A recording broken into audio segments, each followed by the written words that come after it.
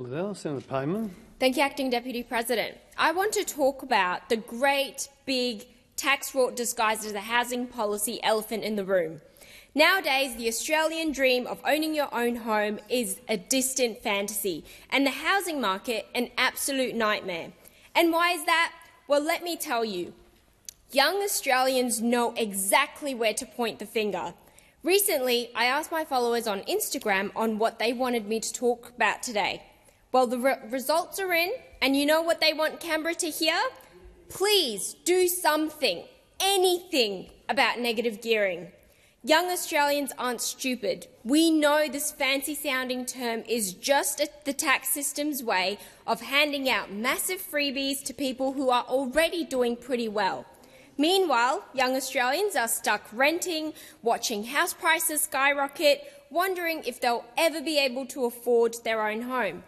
Let's be clear, negative gearing isn't just unfair, it's harmful. It distorts the housing market, turning what should be homes for families into little collectibles in a giant game of Monopoly. And guess what? The ones holding all the property cards aren't the young families trying to get a foot in the door. They're the wealthy investors with multiple properties under their belts.